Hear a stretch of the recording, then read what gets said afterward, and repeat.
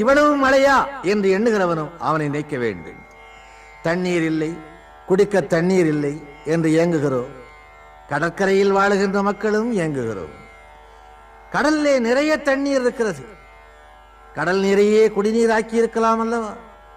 கடல் நீரே குடிநீராய் கடவுள் படைத்திருந்தால் அடிநீரை தேடி எந்த அரசாங்கம் செலவு செய்யும்?